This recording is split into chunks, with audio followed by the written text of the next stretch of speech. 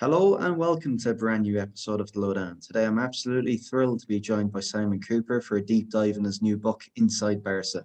Simon, welcome to the show. Thank you very much.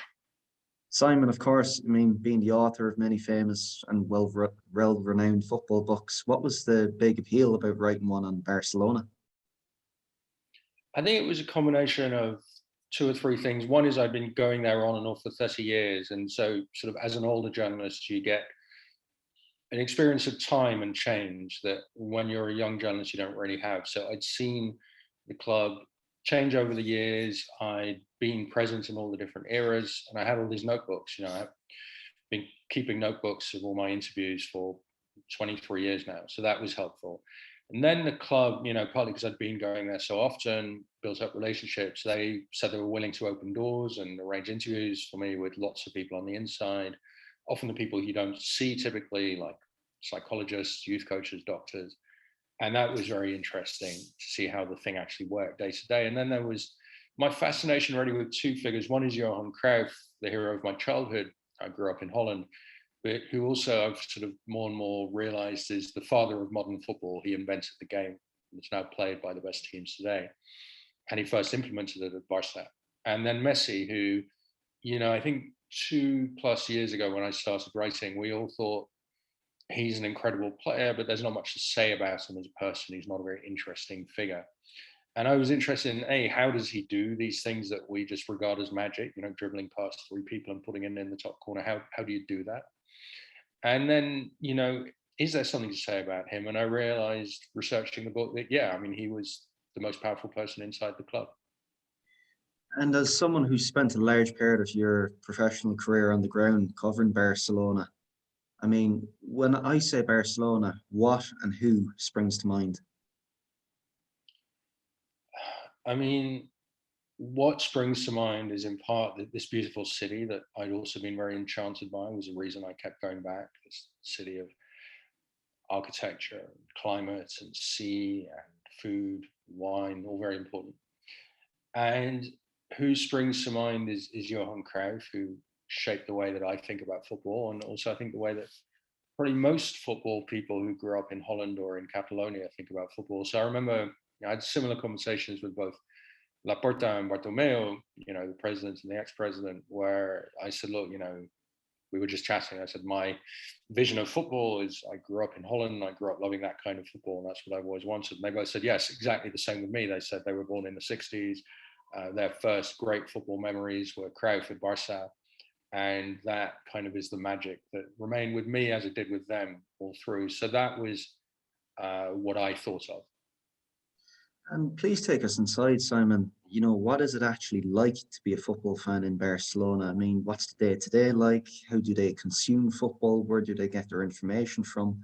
And how exactly prominent a role is football within these people's lives? Well, let's talk about the socios, the members.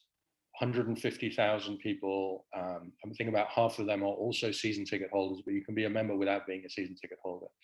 And these people often, they come from Barça families, so their parents, maybe their grandparents were socios, they inherited their membership cards sometimes.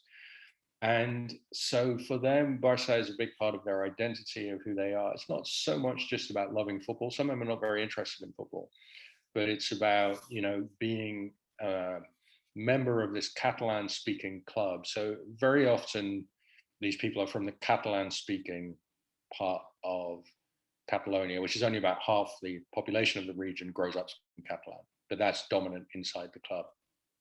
Often it's quite middle class, so it's not the way that people in Britain are conditioned to think of football as a working class sport. That's not true at Barça. The socios are much more middle class operation, and football is all around them. For 15, let's say the last 15 years, there wasn't much week-to-week excitement because usually you knew you were going to win. And, you had this incredible team and this incredible player. And so when you went to see Barça Valladolid, say, it wasn't, oh, I hope we win. It was, of course, we're going to win, but we must play the right football and be Catalans and play the most beautiful football. That was all part of the idea of what the club is, whereas Real Madrid is much more about winning. That's what Real Madrid stands for. And then football is, Catalonia is state without, sorry, is a region without a state. So there's no powerful government. There is, it's a provincial town. And so very much the identity of Catalonia is most bound up with this football club, this sports club. And so the attention to it is quite obsessive. You have multiple newspapers in both Spanish and Catalan editions writing about it every day. You know, the directors and the players will look every day to see what are they saying about me. Radio programs going on until after midnight, all talking about this one club.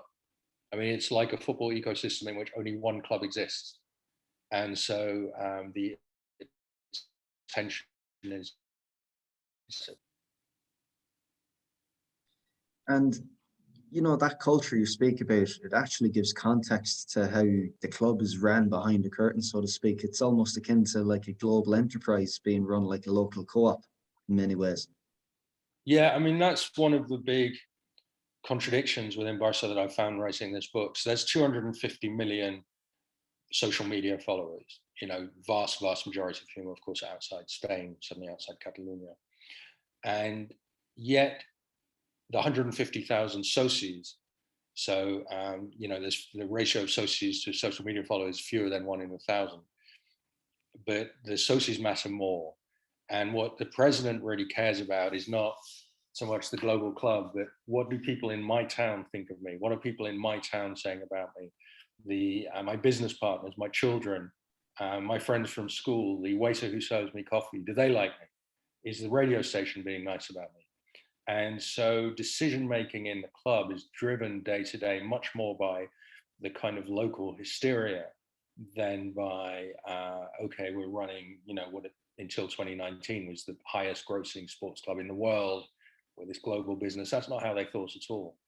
And so it was very much day to day, popularity driven, certainly not thinking like a business. I don't think anyone I met inside Barcelona, almost anyone, would have described the club as a business.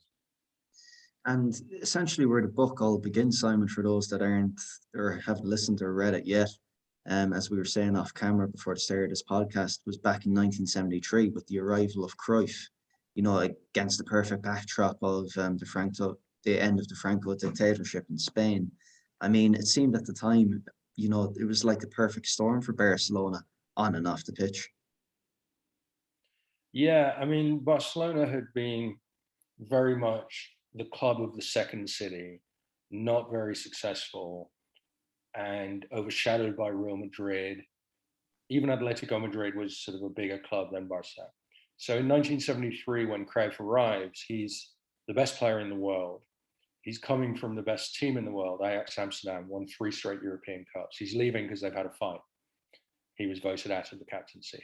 And he's coming to this second tier club in an impoverished dictatorship where they play backward football. And he's really coming for the sun and the money because Barca at that time already have all these socios, and Northern European clubs don't have any money in those days. And so thanks to the socios, they can offer him a well-beating salary and Ajax's well-beating transfer fee. So it's very much for the money. And he doesn't really know where he's landing up. He's never heard of Catalonia, I think, at that point. He thinks he's arriving at what he calls a Spanish city. And so, and then for that first year, he and the coach, Rinus Michels, who Cruyff had known for a decade since they got together at Ajax Amsterdam, they actually produced the best football that Barca had probably played until that point. And they win the league, and they beat Real Madrid 5-0 at the Bernabeu, which is this huge moment. And this is happening to the backdrop of the collapse of the Franco regime. Franco at this point is old and dying. Everyone knows the change is coming, and Barcelona is thinking of its future. You know, are we going to get more powers within Spain? Can we finally start speaking Catalan? Can we express our identity? And if that set the wheels in motion in 1973, fast forward 15 years later, and he certainly began laying the foundations for the present day, with not only, you know, taking over as first team coach, but also revamping the La Masía academy at the time, which, you know, to my best knowledge, wasn't exactly the best footballing school. But I mean, how revelatory or against the norm were these methods and ideas Cruyff proposed at the time when it came to youth development? I mean, both in youth development and playing football on the field, Cruyff was, I mean, it's a cliche, but he really was decades ahead of his time and had been since he and Michels began developing these ideas together from 1965 when Cruyff is 18, I think 17, 18 when Michels becomes coach. And so they had been developing this new kind of football, which went against the norms of the time, where you had these two kind of dominant schools of the English game, which was very power based, you know, kick and rush football, and then the Italian catenaccio. And Cruyff says, no, football is a passing game, so the English are wrong. You play it in the other team's halves, the Italians are wrong. We have our centre backs on the halfway line, and when we lose the ball, we press immediately and we win it back.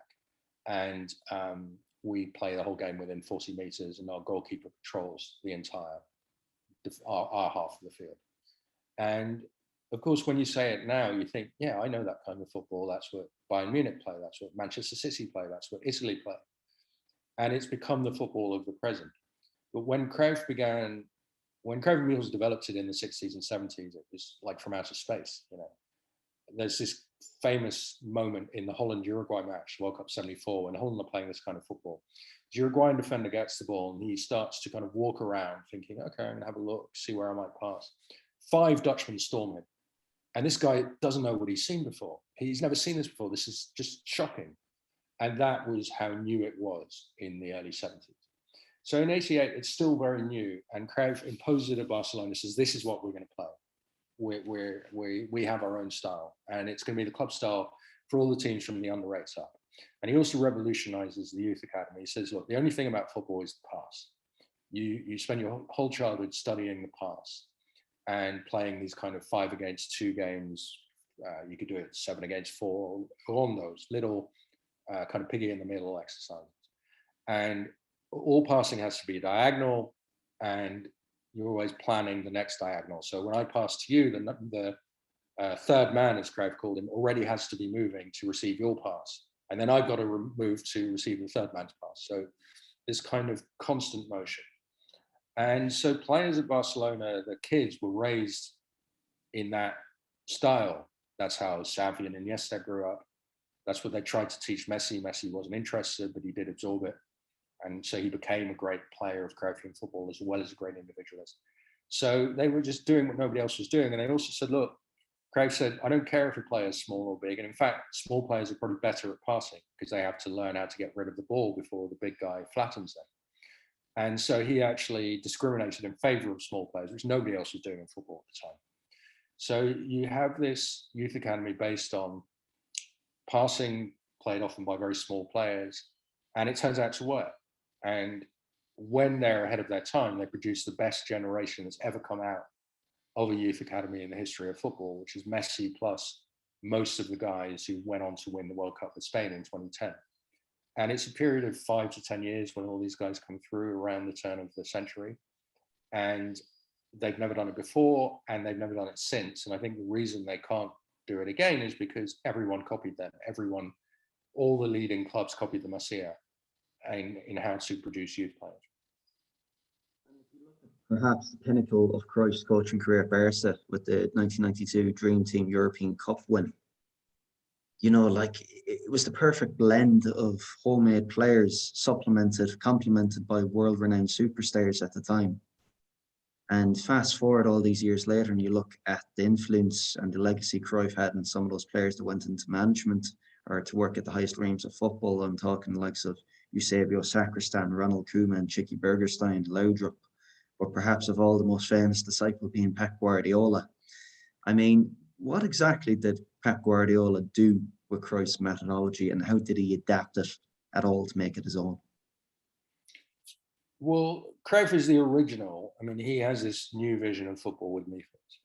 And Guardiola is the disciple. So Guardiola is not an original coach like Cruyff, but he's a better coach. He's more rigorous. And he takes Cruyffianism and he gives it rules. So Cruyff didn't plan anything. He'd walk to training and think, and decide on the walk to training what they were going to train that day. Cruyff didn't have the patience to watch videos of the opponents and find their weak spots. And Guardiola had that discipline, patience, rigor, and he could explain much better to his players than Cruyff can. So Guardiola introduced rules like he had the 15 pass rule. We make 15 passes before we launch an attack, and we do that to get a compact block together moving forward, so that if we lose the ball, then all our players are in the right position to win it back. Guardiola introduced the 4-second rule or the 5-second rule, depending, where if we lose the ball, we press for 4 or 5 seconds to win it back. And if we haven't won it back in those 4 or 5 seconds, we either foul or we go back into a block. So he would watch the opponents. I mean, he was as much video analyst as coach, and so he watches the coming opponents for 2 days and says, okay, these guys, their problem is their outside left doesn't have a right foot. So when he gets the ball, we're going to crowd his left foot. He has to pass back on his right. He's going to pass to X and we're going to intercept. Or when we play Real Madrid, Ronaldo doesn't defend. So every attack we launch over Ronaldo's wing. So these kinds of Cruyff was greater, but Guardiola was better. And Guardiola also had the intelligence to keep updating himself, to keep developing his style of football, which is very hard to do as a coach. So, for example, he goes to Bayern Munich later and he says, okay, our fullbacks, we're not using them enough. Nobody uses their fullbacks enough. So when we have the ball, we're going to push them into central midfield. So he keeps growing and evolving because he understands, as he says, that football is evolution. And Cruyff, the evolution comes to an end quite, I think by 92, when they win the Champions League, Cruyff has stopped developing.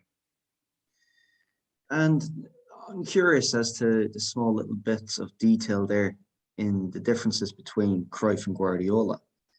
I mean, how do you think Johan Cruyff would have adapted, if he was to be Guardiola's age in today's genre of, the age of information?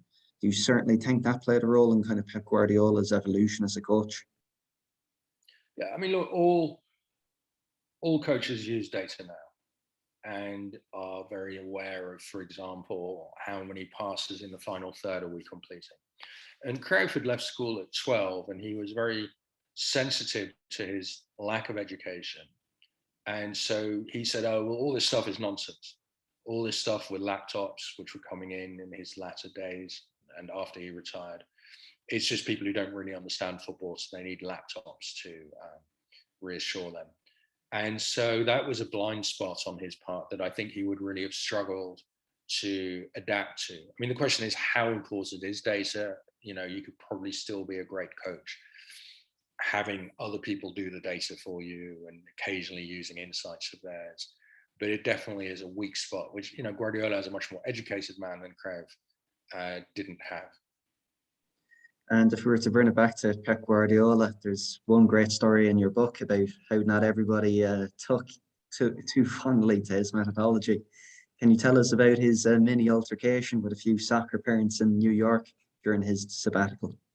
Yeah, so he spends a year on sabbatical in the US, 2012, 2013. He's exhausted after 4 years of winning everything with Barcelona. He goes to New York to renew himself, knowing that you have to keep renewing yourself. And his son plays for a soccer club in Manhattan. There's a tournament, referee hasn't shown up.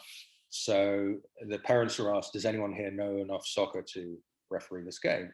So this Hispanic looking guy in a baseball cap says, I think I can do this. And so he's made referee, but he keeps interrupting the game. He keeps stopping the game to explain to both teams how they should position themselves. And the parents watching, they really don't like this. So they're shouting, let them play. Why are you telling them all this stuff? Who do you think you are? And they don't realize that the guy who's explaining to their kids about positioning is the best coach in football. They don't realize this privilege. I was told another story. I saw another story after I'd written the book that Guardiola is watching his kids' team. And at halftime, he goes up to the striker of the opposing team and says to the kid, look, maybe you should do this more. You're doing this, but think about doing that. And gives the kids some positioning advice. And the kid's father runs onto the field and says, who do you think you are to be coaching my kid? And so this is the peril of being Guardiola in a world of soccer mums and dads. Look, even the best get it wrong sometimes.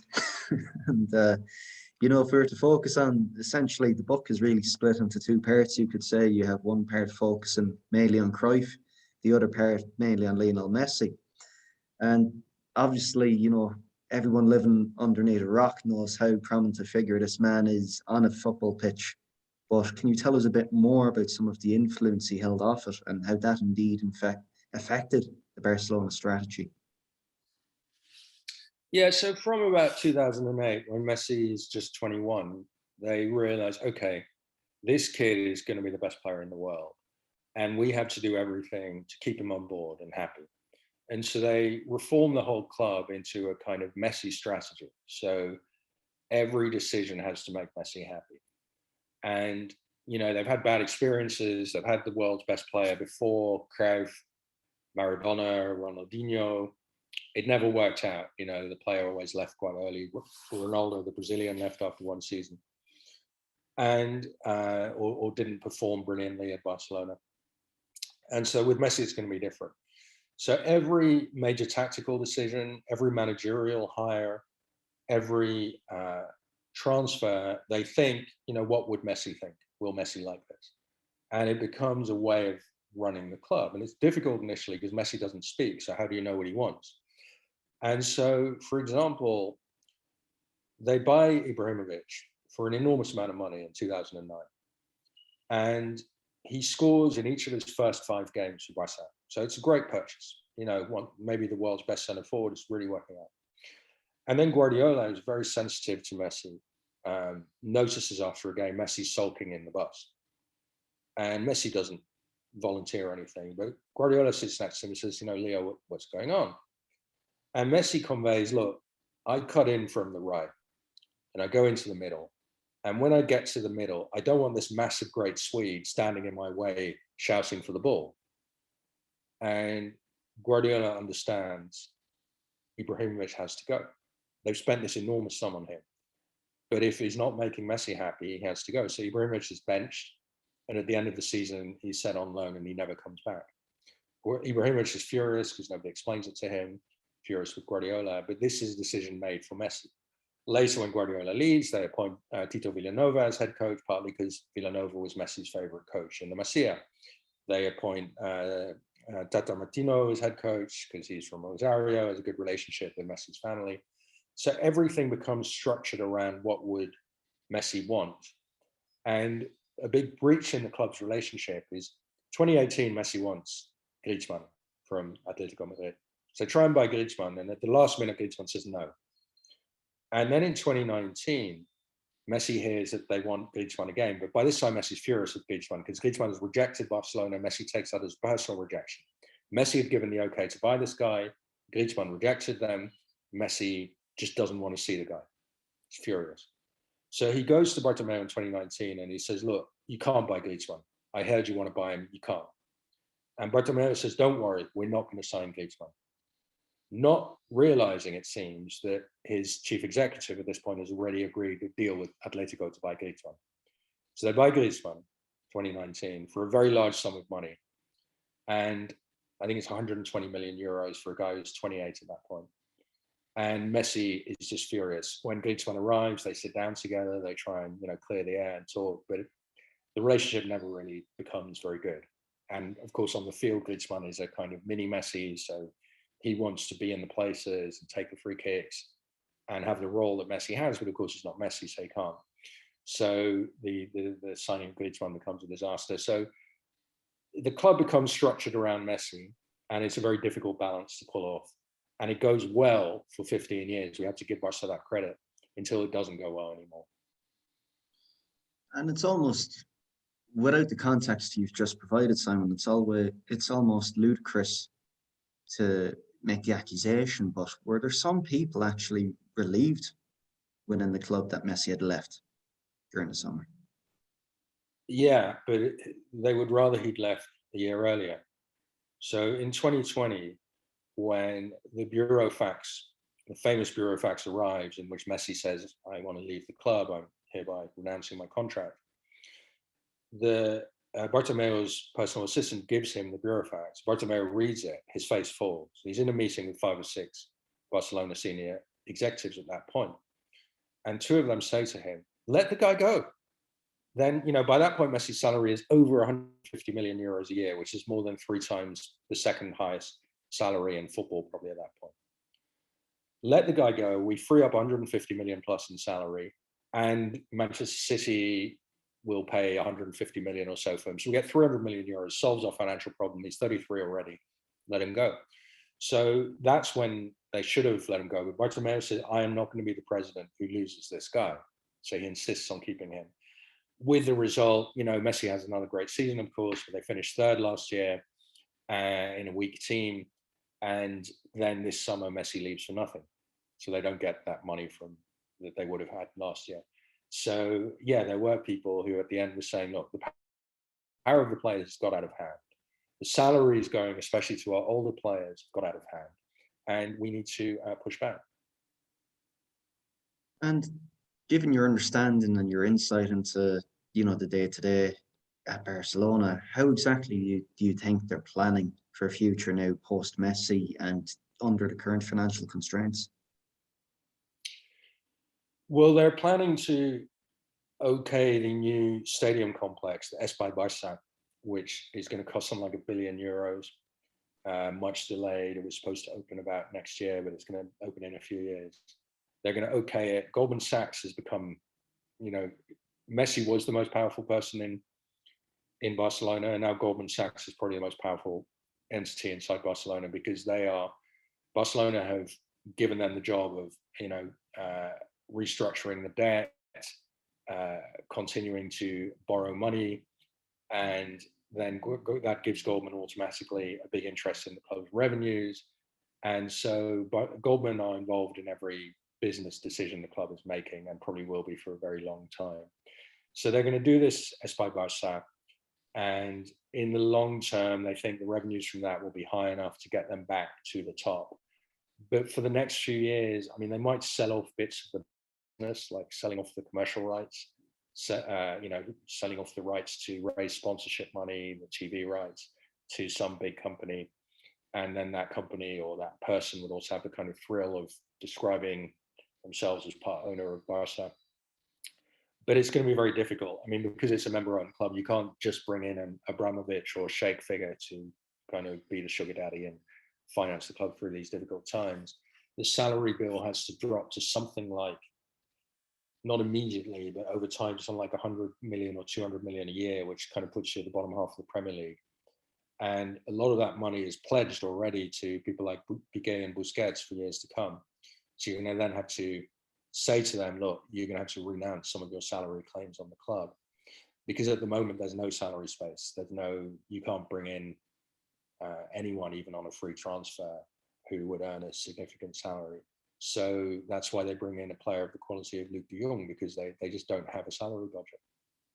And someone like yourself, Simon, who's been fortunate enough to be exposed to some top-class football over the past few decades, I mean, in your own personal opinion, has any club shaped modern-day football as much as FC Barcelona? I think that's right. Nobody has. I think that Barcelona are the most influential club in football, and Cruyff. That's why I really wanted to write about him, and I was excited at the opportunity because nobody really had written about Cruyff in English. Cruyff is this kind of face that everybody knows, this name that everyone in football recognizes, but that people don't really know much about outside Holland and Catalonia. And he made modern football. So the game you see today, when Italy win the Euro, you're seeing a game that was invented by Johan Cruyff in Amsterdam East 50 years ago, and then brought to Barcelona and made great again at Barcelona. And so, Barcelona's problem now is they're competing against themselves. They're competing against better versions of themselves. When Bayern win 3-0 at Barcelona, that is a Cruyffian team beating a much less Cruyffian team. So Bayern played a game that Barcelona have been trying to play. And before we hit a close now, Simon, if we were to focus on yourself for a moment, I mean, it all began for you as a journalist or as an author years ago with Football Against the Enemy, when you were a young football romantic visiting different far-flung parts of the world discovering the true essence of football. I mean, if you could take yourself back to the 19, 20-year-old you were then, I mean, what advice would you have for any aspiring journalists, authors, or anyone wishing to enter the football industry? Yeah, I was 22 when I started the book, 23 when I finished. And weirdly, this new book, Barça, is a kind of sequel to Football Against the Enemy, because in Football Against the Enemy, I walk into Barça for the first time. I'd never been to Spain before. I walked in to the club for the first time, age 22, and asked for an interview with Johan Cruyff. And it kind of spirals out of control into finally this book. I tell that story. And what advice would I give? I mean, it was totally different. You know, the internet didn't exist. So the media market was totally different in 1992, 93. But I would say, find your specialty in journalism. Don't be a commodity journalist that they can replace you with someone else. If you're writing, if you want to write about football, don't be one of the, you know, hundreds of people writing the news item, club sacks coach, coach responds with X, because they can replace you. Anyone can do that. And they can get someone else to do that. And there's very little money in doing that. So find something that only you can do. And that can be a special knowledge, a language, a kind of in-depth understanding of a place or a club. Languages, I think, are very important. You know, football is all built on languages. And if you can, say, for example, write about the Premier League, but you speak good French, that's quite rare, but, you know, French is probably the second language of the Premier League. So those ways in. But I have to warn people that the football media, the independent media, is much smaller than it used to be. Most of the jobs are now probably inside clubs. So FC Barcelona has an enormous media operation in many languages. So those are sort of journalistic jobs where you get to interview the players, but of course you don't have the independence because you're working for the club. Simon, it's been an absolute privilege to have you on. I mean, you've authored two of my favorite football books of all time, Football Against the Enemy, and this great book now on Inside Barcelona. Yeah, once more, thanks again for joining me today. Thank you, Colin. It's been a pleasure.